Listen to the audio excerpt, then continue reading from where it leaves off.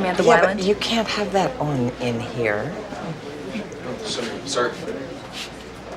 Is it off? So, okay, here's the thing. In our blood, the big advice with this one was go in blind. So that's what I did. I went in blind. And I watched this movie, and that was the right advice. Go in blind. If you're going to watch In Our Blood, do not read up on it. Don't watch any spoiler reviews. This review is going to be spoiler free, which is a problem. How do I talk about a movie like this one without ruining it? And I mean, don't even watch the trailer. Don't watch the trailer. The trailer ruins the movie. Just go in blind, and I'm going to give you a review of it now without spoiling anything. Roll the intro. I'll figure it out.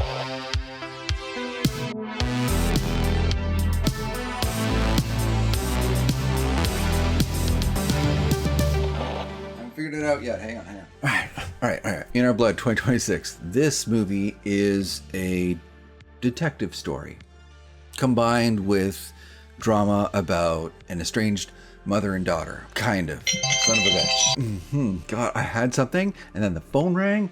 And so, okay, here's what I can tell you. I just tell you the surface level stuff and we'll work from there. So this documentary filmmaker hires a cameraman to go and visit her mom. She's been estranged from her mom for at least half her life. It's a little vague. Since she was 13 years old, because her mom was an addict and it really wasn't working. So they haven't been in touch since. She's pretty angry about it. And her mom reached out recently. Come, I'm clean. Come visit me. And off she goes. And along the way, she shoots a lot of B-roll. The thing about this movie is it is gorgeous. It is a gorgeous looking movie. I mean, every still shot, every bit of scenery, I just wanted to make it my new wallpaper. I mean, it's beautiful stuff. And the color grading's great. And yeah, good looking movie. What else can I say though? I mean, I'm trying my best not to ruin anything and spill the beans about anything. So, okay, the detective story. This I can kind of get you into without ruining anything. So, mom says, hey, I'm putting my life together. I even work at this place where I help other people who are working through addiction. Why don't you come by tomorrow, see what I'm up to? And she's like, all right, we'll do that. She goes to her hotel and then goes to the place to meet her mom, and her mom's not there. So they kind of meet some of the locals, and it's kind of interesting. You get the sense right away, though, that there's something we don't know. There's like a subtext, a very subtle subtext here. But it's subtle, maybe it's nothing, but where's mom? Why didn't she show up to work? So we start looking, mom's not home, and now we have a detective story. And it's a good one. It's structured just right. Clues here and there, little bits and pieces that each individually don't mean anything, but collectively do add up to something, especially at the end. It's the kind of detective story that you can't really honestly guess where it's going. You can't. However, after it's all said and done, you're going to want to go all the way back to the beginning so that you can say, oh, that's what that meant. You know, you sort of have a context for everything after the fact. Having said that, you don't feel lost. It is like a journey into the unknown as you're putting these pieces together. Why is that photo missing? Oh, wait a minute, here's a bit of that photo. Why was it burned? And that little things like that. So you're drawn along the path and you're still going on a bit of an adventure. However, it's slow. It's not slow all the way through, but that first act takes its time. Here's the desert. Check out the outside of the motel. A street.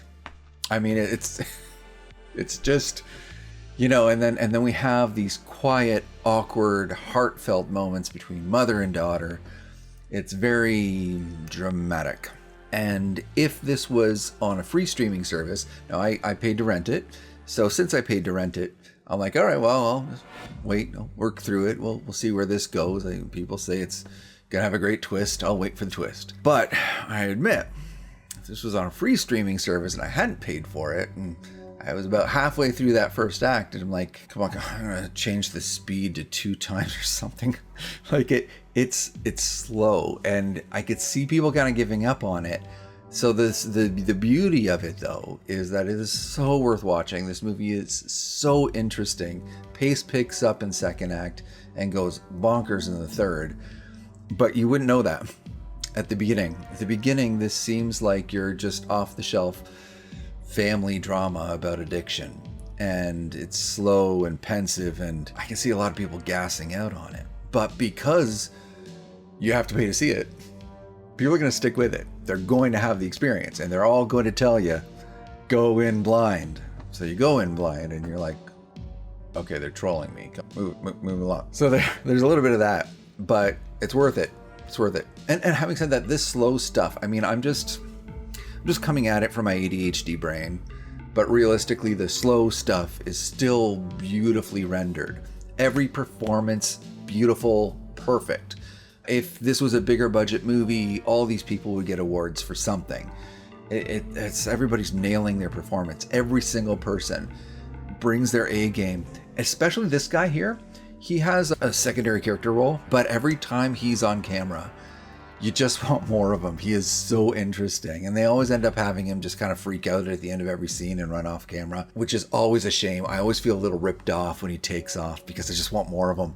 Fantastic performance. I can sort of address a little bit of the basic content, you know, the sort of highlights. Yeah, it's a character drama. I'm sure when other reviewers get to it and they do a full spoilerific review of the movie, they'll do all sorts of character analysis on this movie because it's worth it. There's a lot of depth to the story. However, there's also a decent amount of blood, some kind of interesting gore that's not gross. It's just interesting. I don't know what else to say about that. And you know, some violence. The kind of violence that is perfect for us found footage fans, and I will say nothing more about it. This is so difficult. This is so tough, man. But you know, why don't I address the big question, the main question, the only question that matters. Should you watch it? If you are a found footage movie fan, if you've watched found footage movies and ever enjoyed them, or you watched reviews on this channel of others that you enjoyed, this is gonna fit. This is gonna be one of your favorites. It's beautiful, artfully done, a fantastic movie. The people who don't like this movie are going to be in 2 camps. First camp, people who couldn't get through the first act because it was too slow. That's an ADHD problem, and I am not going to criticize you for it. I'm going to empathize with you. It's hard these days, man. We're all struggling. I promise you it's worth it. However, if you can't make it, you can't make it. I understand. Hopefully, whatever platform you end up watching this on lets you play it in a higher speed. That does help. Helps me when I'm really struggling. The other camp that's going to be a little frustrated with this is people who love the family drama stuff. People who really, really love this stuff. Estranged mother and daughter reconnecting after years of frustration and bitterness. And then it gets derailed because mom goes missing. And we have a detective story. And then the ending and the twist and everything really does not lend itself to that slow-paced family drama stuff. Those stories do get resolved, but not in the sweet, tear-jerking way that you might have been hoping for. So if you love a good tearjerker, this is not for you. This is for the people who like bags of blood.